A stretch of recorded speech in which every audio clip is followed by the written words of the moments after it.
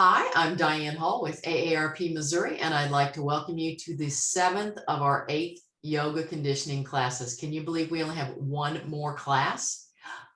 This class is part of AARP Missouri's Moving It Fitness series, and if this is your first time joining us, you will easily be able to follow along as our instructor gives excellent explanations and cues. This yoga conditioning class will run through August 4th, which is next Wednesday. This class is suitable for many levels of fitness. However, you know your own limitations. Please do not try to go beyond what you know is right for you. If you have any concerns at all, please check with your doctor before participating in this or any other AARP fitness offering. AARP Missouri also offers another live class called Zumba Light. A new session of Forever Fit just started at the beginning of July. And we have links to past programs like Tai Chi, Forever Fit, Movement for Life, that you can participate in from the recordings. I know you can, find the links to current, past, and upcoming programs at aarp.org/movingit. All of our programming is created with people age 50 plus in mind, but it's good for anyone of any age, anywhere. AARP hopes that our fitness series like yoga conditioning will be great options for those of you who may not be able or may be hesitant to attend a traditional fitness class, like a caregiver, or those of you who may have health reasons, or just for the convenience of working out at home. In addition to our online fitness classes, AARP also has resources for caregivers, up-to-date COVID-19 information, and technology information on our website at aarp.org/nearyou. Now, if this is your first time with an AARP fitness class or using Zoom, we're in a webinar format, so you're already muted and your cameras are off. Please use the chat to let us know how you're doing or to ask a question or maybe make a comment. Also, if you want to stick around a few minutes after class is over, our instructor will answer your questions about the exercises or specific modifications. Now let's get started with yoga conditioning. Our instructor is Tyler Ferguson. Tyler, take it away. Thank you, Diane. Good morning, everybody. It's nice to be with you this morning. We'll begin our practice today in a seated position, our breath work, pranayama, practice breathing. So come to a seated position and work to maintain a position in the chair that I like to call 90-90. So your ankles are under your knees, creating a 90-degree bend at the knee. There's pretty much a 90-degree bend at the ankle. And then bring your shoulders over your hips so that you have a 90-degree bend at the hip. Starting in your 90-90 position, you can take a moment to feel your sit bones root down into the chair. So what can sometimes happen is we have a tendency to peel the pelvis forward and our sit bones aren't making contact. So maybe move around a little bit until you can feel that contact of the sit bones. And if you're like me and most people, sometimes peeling the flesh away will help you make better contact with the bones. Maybe that's not super comfortable. You can let the flesh go back. But even just for a moment, allowing yourself to make that connection. From there, begin to get in touch with the lower area associated with your belly button. And maybe slightly draw that tissue in toward the spine. Or maybe another way of thinking about it is if you were sitting in front of a mirror, having the rib cage be the biggest part. So all the tissue below the rib cage, you draw it in. And notice how that activation informs your posture. Now, can you maintain this upright posture without feeling like you're straining? Notice if the back feels like it's straining. Can you connect to that? Release it, put the work in the front a little bit, and still maintain this upright posture. There's this idea in yoga that you work to be able to hold a pose for a long time, but it's effortless. And the reason it's effortless is because you keep practicing the pose over and over, and the layer and the nuance that you learn in the practice gets you to a point where you can do something with ease, without a lot of effort. So that could be a goal, is to sit up in your 90-90 without a lot of ease, or with a lot of ease, without a lot of effort. Next, take your fingertips and find that bony prominence of your hips, and then walk your fingertips in a little bit to that flesh inside your hips. And if you were to cough, You can feel that flesh kind of move forward on your cough. Keep your fingertips right in that flesh, equally on right and left side. Place the tongue on the roof of your mouth. This time you're putting it on the roof of your mouth. Separate the teeth, but close the lips, and then breathe in through your nose.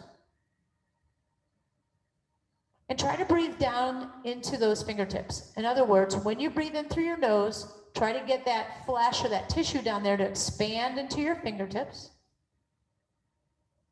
And then you can exhale out of your mouth if you want. Again, closing your lips, inhale through the nose. See if you can take the air down into that tissue and feel the expansion in that tissue. And then exhale. Keep working on that.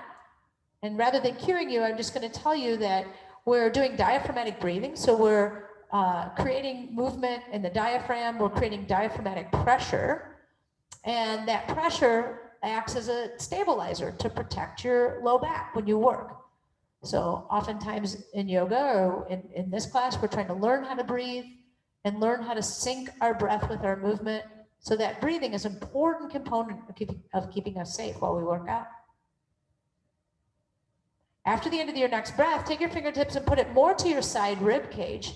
See if you can continue with the breath down into that lower abdominal flesh, but also expand the side ribs and feel them. Breathe into the fingertips and the side ribs as well as the lower abdomen. Don't rush yourself today, and don't be frustrated if you don't feel it right away. I just want to bring this idea up to you. We're going for about 3 rounds here today, just enough rounds to maybe remember this and try it on your own sometime, creating that deeper connection to your breath and that diaphragmatic pressure. And then finally, your last 3 breaths, can you breathe into the back ribs, the back body? So that if your back were slightly touching a wall or a chair, can you breathe the back ribs into the back as well as the sides and the front? Using the fingers as touch to help you feel these areas that you're breathing into. Teeth are separated, lips are closed, tongue on the roof of the mouth, inhale through the nose. After your last breath, we'll just come to a seated position, reestablish, lift and spread the toes here. Finish your breath. You know where we're going. Lift and spread the toes. Place them down on the ground. Feel the sits bones connect once again, and then bring your arms up, only as high as it feels safe in your shoulder. If it feels great to reach overhead, do. Inhale, look up. Exhale, hands go down, chin goes down. Feel the length in the back of the neck as you do that. Inhale, arms up, lift the gaze up, look up, only take the arms as high as the shoulders allow. Exhale, arms down, and your exhale, take the chin down to the chest. You can pause and feel this. And then keep your arms down, rest them on your thighs, bring your eye gaze back up to the screen. Right ear goes down to right shoulder. Left earlobe pulls up and away.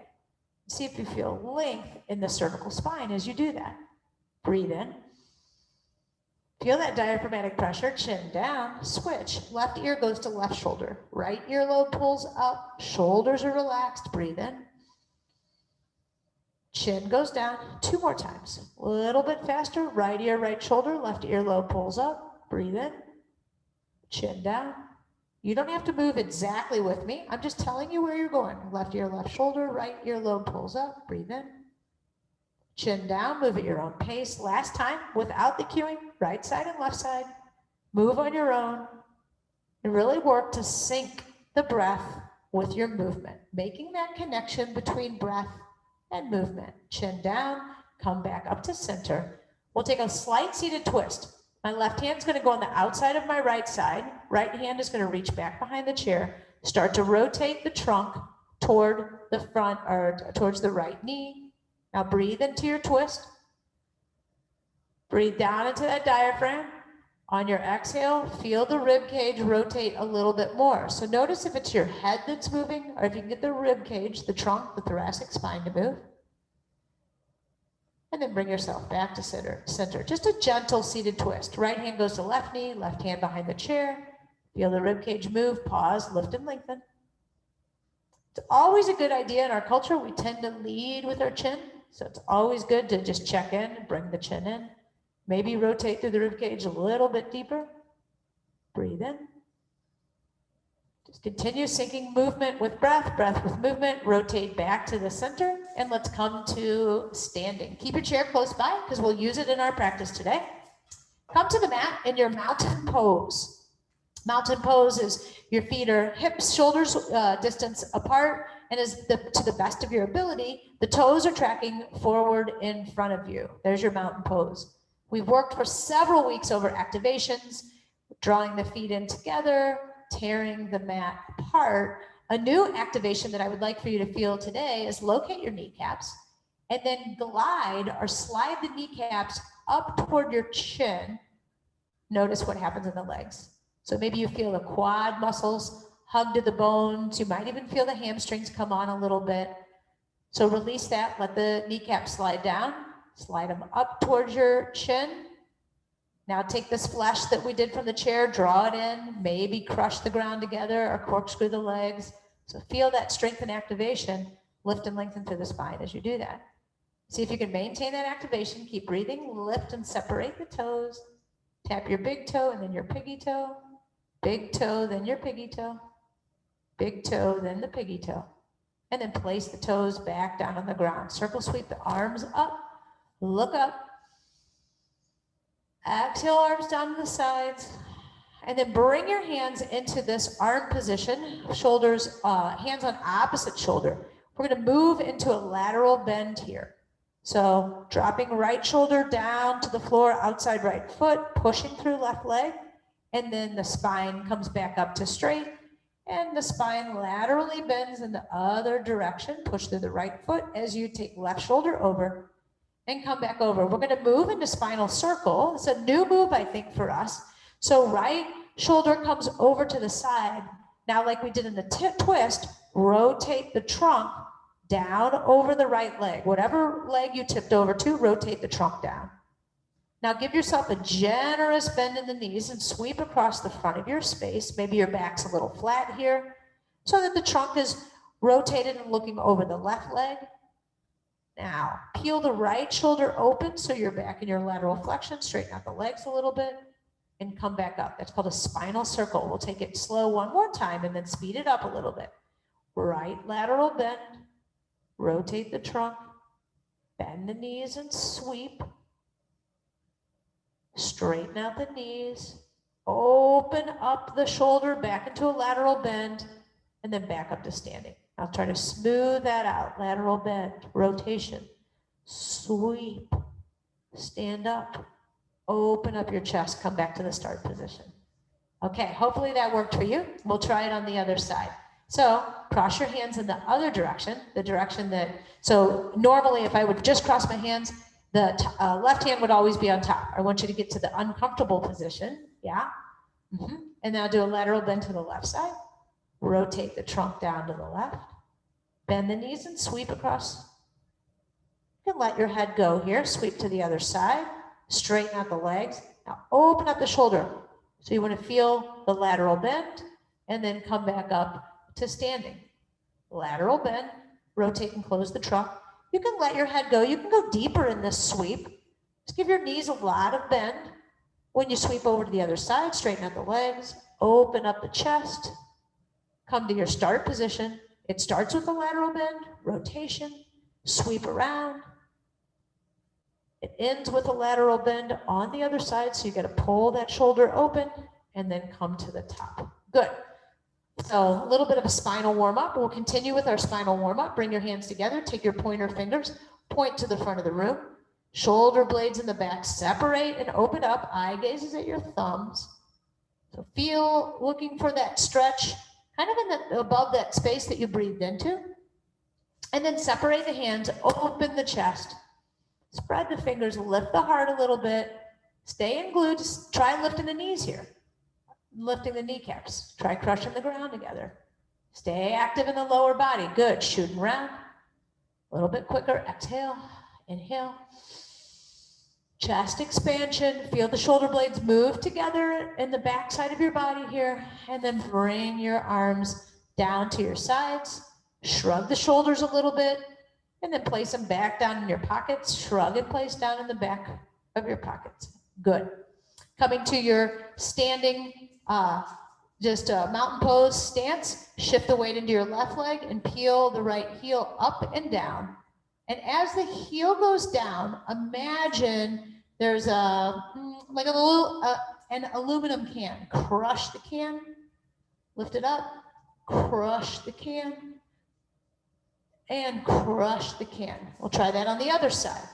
So the weight shifts to the leg you were just mobilizing, opposite heel peels up, and then crush the can. Peel the heel up, crush the can, peel the heel up, and crush the can. Where are we going with this can crush? Here's where we're going now. Now we're going to come to that original leg, step the foot back just a little bit. So you're not way far back in a lunge, just step back a little bit like a split stance. And then notice you're not on a tight wire here, okay? You're on railroad track, so that strong base of a support. See if you can bring that heel up and find the balance. This is not a balance exercise though. So if this is difficult to maintain, bring something in for balance. This is a rear glute activation drill. From here, slight bend in the front knee, and then try to crush the can, but notice my foot, my heel is sort of activating, but it's not going to the floor. Take your fingers, push into your glute flesh, and see when you crush the heel down, if you can get that glute to turn on. Crush through the heel. You might also notice that the kneecap is lifting. Crush through the heel. Push and crush through the heel. Pause. Maintain that activation. Draw the flesh of the spine in. Maybe bring the hands over and feel the stability of that. Peel your arm open. Let your eye gaze follow your fingertips. Sweep back down. Re-crush that can. Hold. Keep the tension going through the heel. Bring the arms forward. Sweep open. The rib cage rotates just like our warm-up. Hand comes down. Go ahead one final time unless you need to re-establish that glute connection. Flesh draws in. Rib cage is the widest part. You're imagining it is the widest part of the body. Sweep the hand back and come forward.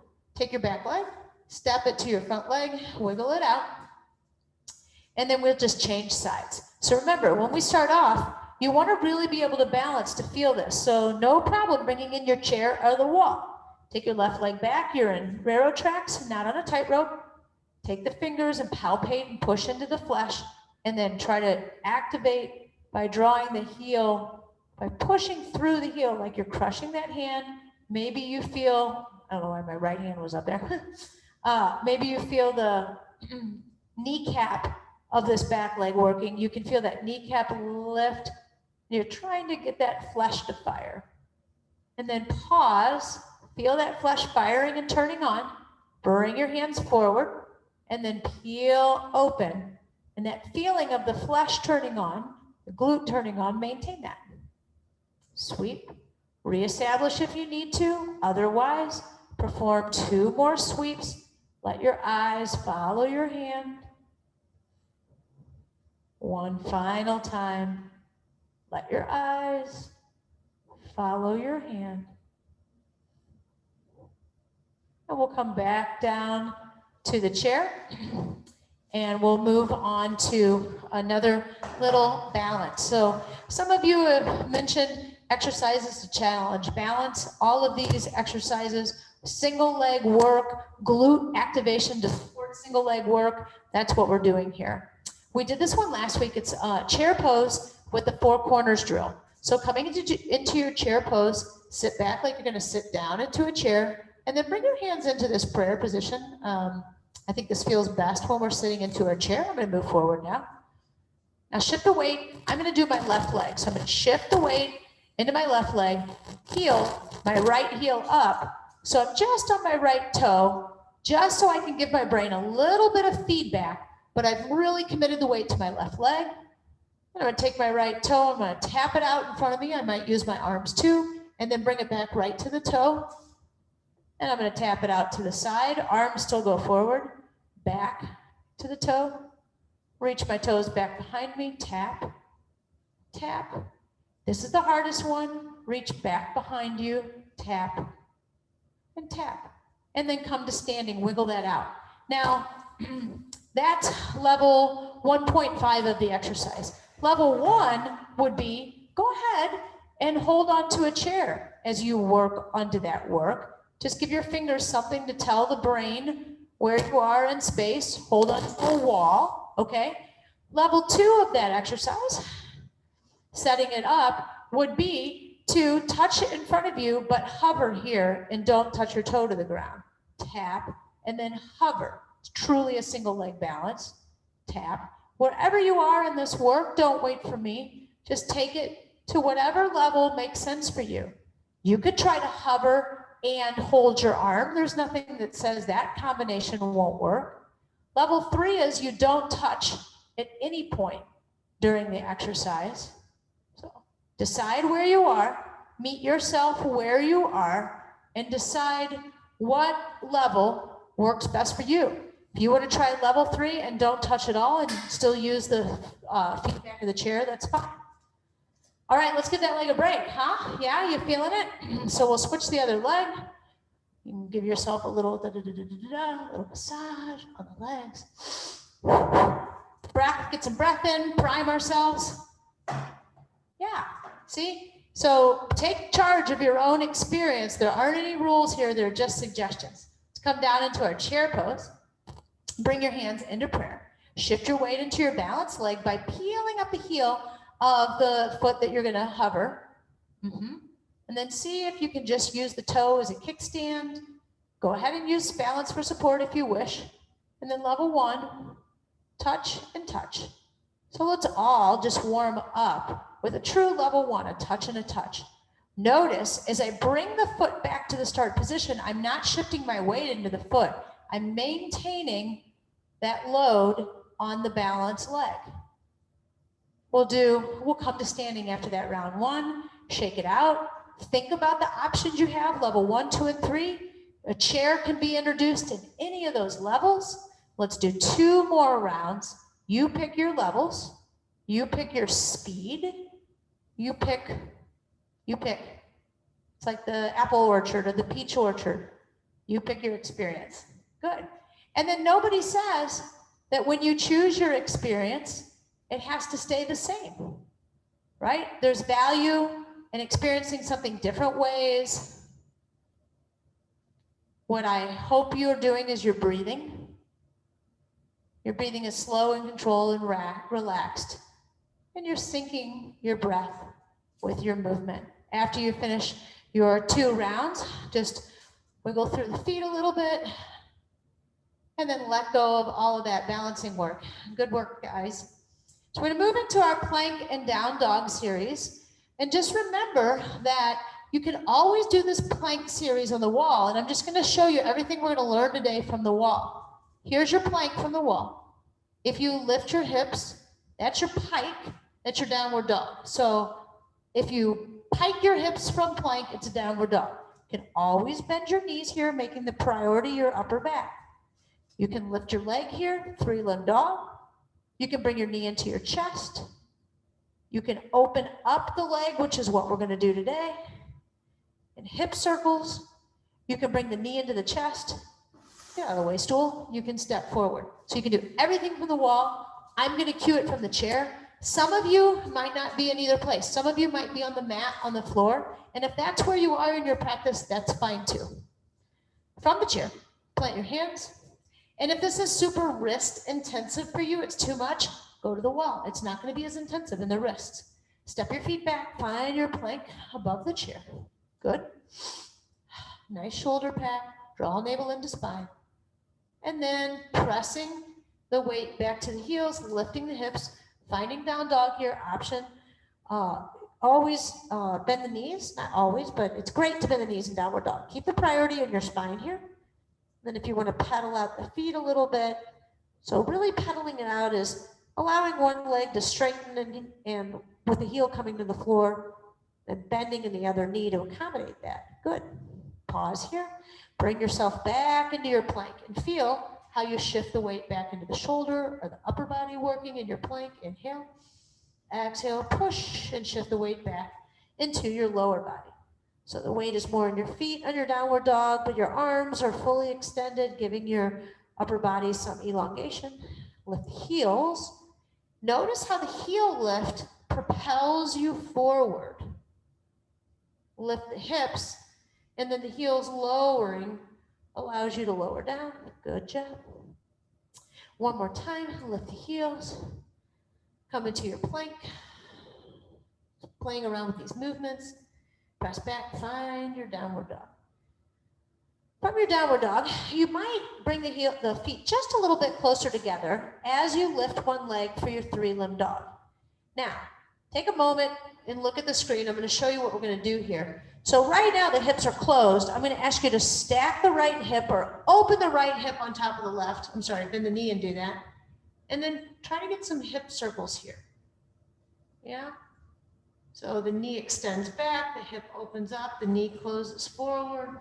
Just getting some movement. So when we did our mobility class, it's this hip circle in a different orientation. And then bring your foot back down to the ground, downward facing dog. One more time, lift the foot up into the air, 3-limb dog, right leg lifts, same leg lifts again.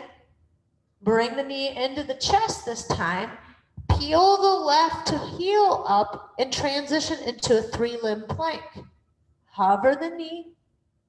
Press back into downward dog. 3-leg downward dog. Right leg is lifted the whole time. Single leg work.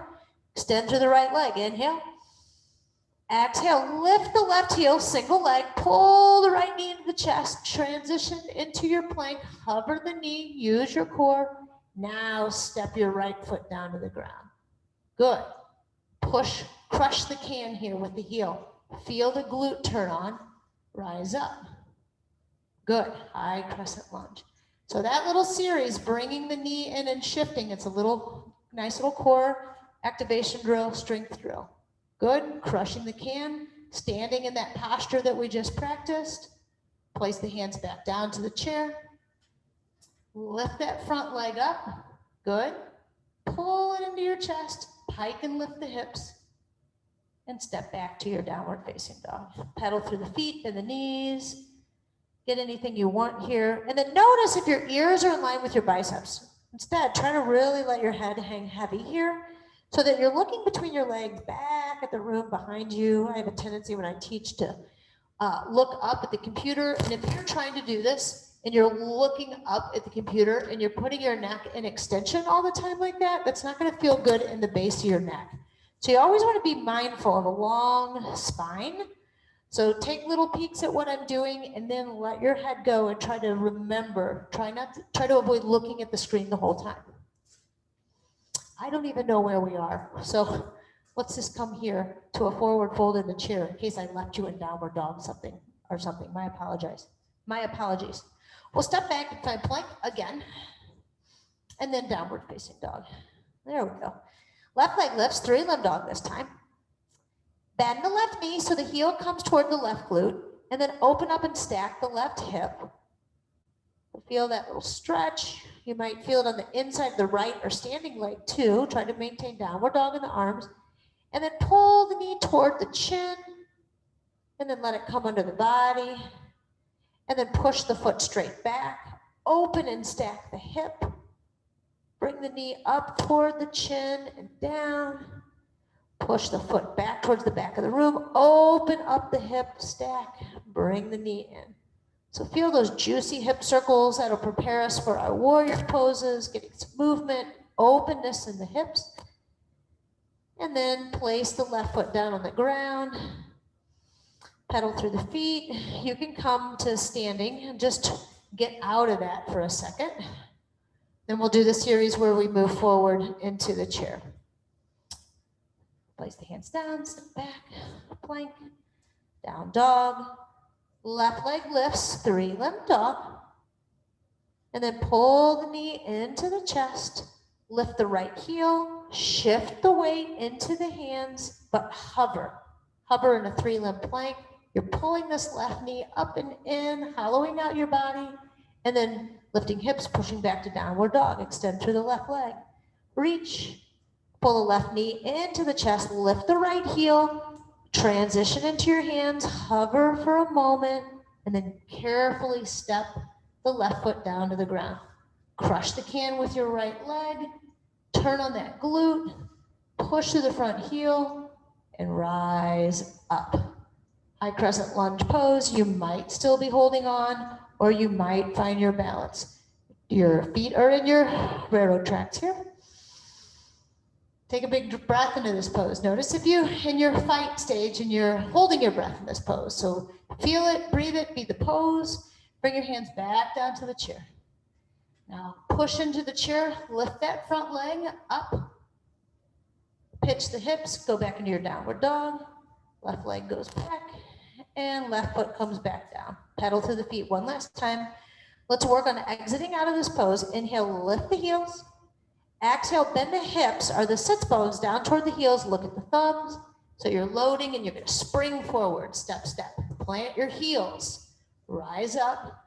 Reach your arms up overhead as far as that feels safe. Exhale your arms down to your sides. Nice work, yogis. We kind of riffed on that one a little bit, but I like to riff when I'm in class. Let's do our warrior poses. Come to your straddle stance where your feet are wider than your shoulders. And we're going to set up for our warrior 2 lunges. I'm going to start in cue from my right leg. I'm going to pivot on the heel and point the toes to the short end of my mat and then bend the knee. So think about some of the elements of that 90-90. Well, actually, before we go there, this left leg, you can take the heel back a little bit towards the opposite end so that the heel is the most thing back. So there's a little internal rotation in this hip. Even though this rear hip is internally rotating, push through the outside edge of that back foot. And then over here in this foot, maybe think about that 90-90, knee over ankle. We definitely don't want, this business going on. So try to get your structure built where the knee is stacking on top of the ankle. Remember to remind the flesh to move out to the sides. Pick up the rib cage, rotate it towards the long side of your workspace. Elevate the arms, rotate your eye gaze to the front, looking at your front fingers, finding your warrior 2, breathe here. Can you breathe down into the spaces we explored in the beginning of class? Inhale, exhale, hands on the hips, straighten out the front leg. Inhale here. Exhale, lower into your warrior 2. Stay for a round of breath here. Gaze is at your fingertips. Take an inhale down here. Hands go on the hips. Exhale, come to standing. So a few more times. Inhale, exhale, find your warrior 2.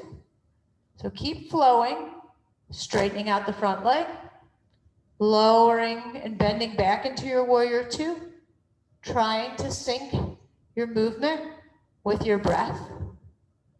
And just see if you can breathe with the movement. We'll all meet with a straight leg, hands on the hips. And then one final time, inhale here. Exhale, find your warrior 2. This time we're going to reverse the warrior. So the back hand goes down and rests on the back leg. Front hand scoops up. And then before you move, don't move in the lower body at all. Just move the upper body. And notice, just like we started, we did that lateral bend. That's what this is. It's not a back bend, it's a side bend. So the side that you're exposing and opening it up, that's where you get the stretch. Reach up, maybe look up. That could be a challenge to look up. Make sure you're breathing and then come back into your warrior 2. Straighten out your front legs and bend, pivot the toes forward. And then toe heel your feet in and then wiggle and let all of that work go. Maybe do some juicy hip circles here. So with your feet in a more narrow stance, send your hips back to the back of the room. We call this a hip root. Swish it around the back of the room. Hip root on the other side. and then swish it forward, and then take it the other direction. So just circling through the hips, not too unlike the spinal circles we did at the beginning of class. So letting go of all that work we did in that open hip posture. And then let's find warrior two on the other side. So heel toe your feet back out into your wide stance, placing your heel on the ground, pick up and pivot the toes, left toes this time, bend the knee, find your structure warrior two on the opposite side, incorporating all the elements, seeing the big toe right inside the knee, knee tracking over toes, back heel, dropping the heel a little bit for that internal rotation of the back leg. Hips are at 45 degrees, but your rib cage can rotate a little bit more. Zoop, float the arms up, eye gaze over your front fingers. I know, we're moving fast to this. It's such a complicated pose. There's so many activations we can do here. We'll do our best to get you there safely. Always remember, if something doesn't feel right, change it. Go ahead, straighten out the front legs, hand go on the hips. Inhale, exhale, landing in your warrior two. Staying for a breath in your warrior two. And then exhaling, coming into your straight-legged pose, hands on the hips, staying for a breath, inhale. Exhale, find your warrior two. And then as you move with your breath between these two poses, no longer relying on me to give you cues, just go down into feeling the relationship between the feet, maybe the tension that you can create in the feet. Feel the inner thighs and how they relate to one another. Maybe you pull the inner thighs toward one another. Maybe you hug the glutes into one another. So just going into your body, exploring this pose, how you can inform and strengthen this pose, activate. And warrior two, we'll meet in a standing pose, standing just for a second. Let's go to our reversed warrior. So take an inhale with me here. Exhale, find your warrior two. Scoop your front arm forward. Back arm goes down and rests between the leg. Don't move in the lower body. Don't straighten out that front knee. Just lift up the upper arm. Think about pulling your rib cage up out of the pelvic bowl, reversing your warrior. Maybe your eye gaze looks at the ceiling. Breathe into the space that you create in your side body. It's a big lateral side bend. Exhale, come back into your warrior two. Good. Straighten out your front leg. Pivot the heel forward. Keep your hands on your hips. And then can you turn your toes in just a little bit here? And maybe bring the chair close by. And bring your hips back behind your heels and just come into a little bend.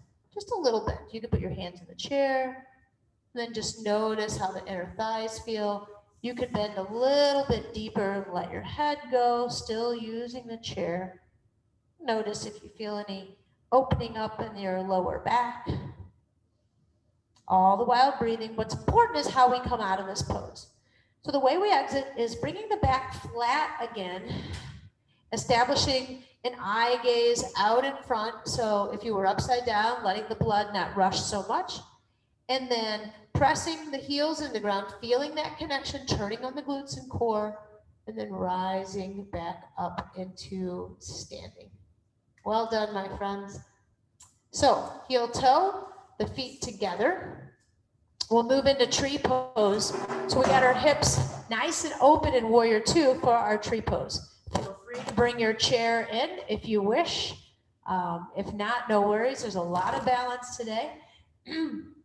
My weight is going to go into my left foot. I'm going to peel up the knee onto my toe and then open the knee. So feel that open hip posture and then slide your foot to your body. You can keep your kickstand down and use your hands. You can keep your kickstand down and not use your hands. You can use your hands and slide your kickstand or slide your foot up.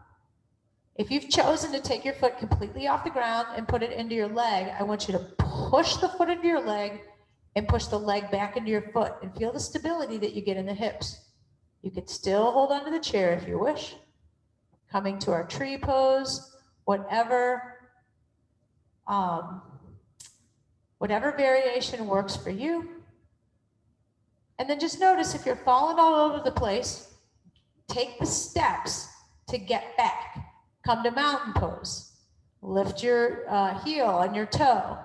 Slide the foot in. Take your time to get to this pose. Don't rush it. Be nice to yourself. Let's exit out of this pose with control. Good. We'll find this pose. Thank you, Connie. Finding this pose on the other side, reestablishing the weight into the opposite leg. Remember the steps. First, you peel up the heel and get the kickstand. We practice that in chair pose. And also notice in your plant leg, try not to lock out. You lose the ability to adjust. If you're completely locked out and your bones are stacked, you lose the nuance of being able to shift muscularly. Good. Now pivot the knee out and slide the foot in. Maybe that's your posture today, right there. Maybe the hand comes up, but the kickstand stays down. Maybe you want to slide the foot up. So where I like to have people slide the foot up is the arch of the foot kind of goes in the calf muscle. Started to lose it there. And then if you can press the foot into the leg and the leg into the foot, you'll begin to find some stability in the hips. Sometimes people want to push into their knee, which is definitely cued not to do in classes. If your knee is engaged and you're not pushing your knee out, it's probably all right, but too many people push the knee out. So go below the knee. And then find your hands, whether they're on the chair or at prayer. Just be good to yourself. Now remember that drishti. You're not looking at me because I'm moving. You're looking just below the TV or a place in the room where the eye gaze naturally lands. And you might feel all the little stabilizers firing and working in your lower leg. So that's the work that you're doing. So if you feel that kind of little movement, that's good. Come out of it exactly how you want to come out of it. Step your foot down, wiggle. All right, so we're getting close to the end of time. We're going to do cat-cow. So remember, you can sit in your chair and do cat-cow. Otherwise, make your way down to the floor. Come to tabletop position, hands and knees for your cat-cow. So basically, if you want to finish and have your shavasana in a chair today, you can do that. If you want to finish and have shavasana on the floor, make your way to the floor, come to your tabletop position and do cat-cow on the floor. If you're in the chair, you can cat and cow in your chair. If you're on the floor, just finding your cat-cows on your floor. And just put your mind where your spine is. Just notice that you're articulating through your spine, not really having a goal to wind up anywhere other than connecting to and finding movement to the spine. We've been doing our spinal balance pose in the past, but in the interest of time, we'll make our way down to a seat on the floor and move into bridge pose. My mic's on my back today. We'll see if I can do this. Yeah, bottoms of the feet in the ground, and then press to the feet, lifting the hips up to the sky. Little engagement in the glutes as you open up the front of the hips. You might even work your shoulder blades together under you a little bit, feeling that broadening in the chest. If you're in a chair, and you can lower your hips down anytime you want in bridge pose. If you're in a chair, you can just bring your hands back behind you and bring your shoulder blades together and then open up in the chest in the chair. If you're on the ground and you're on bridge pose, go ahead and exit out of your pose. And if you're on the chair, release your bind. If you're on the chair, bring your back to the back of the chair and get super, super relaxed. And if you're on the ground, let's move into our final Shavasana shape.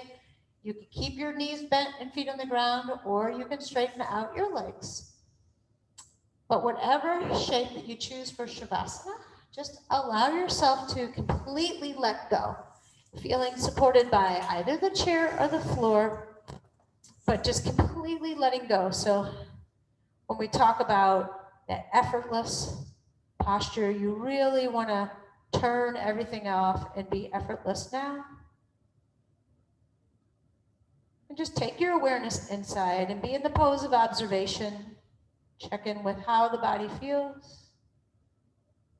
And do a little scan from the forehead through the face, relaxing, noticing anywhere you have tension that's unnecessary.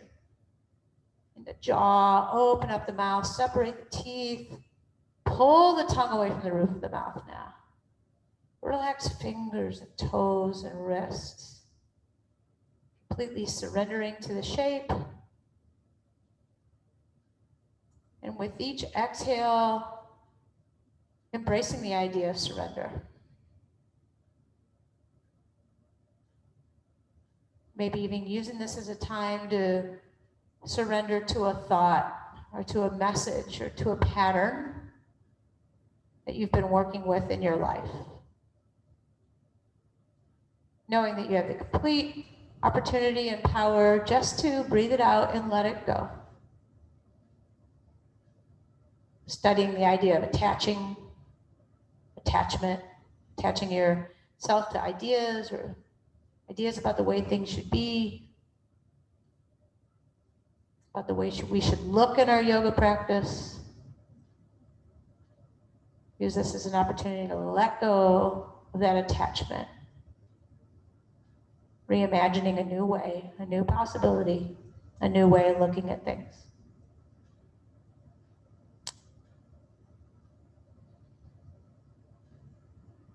And then shifting out of our final relaxation into closing our class together. Just find some gentle movements and fingers and toes and wrists and ankles. If you're in a chair, you might begin to make your way to a more upright and seated position. And if you're on the mat, roll over to one side before you come up and pause on that one side. And using your top arm, you can press yourself up to a seat. Finding a comfortable seat on the ground where you feel rooted. So if your legs want to cross on the ground, that's great. If they don't feel like crossing, just feel your sits bones. Just feel yourself root down into the earth. Find length in the spine. If you're in the chair, same thing. Find length in the spine. The crown of the head reaches up to the sky. It's a pleasure and an honor to get to share this practice with you. Thank you for joining me. I appreciate you, and I look forward to seeing you next time.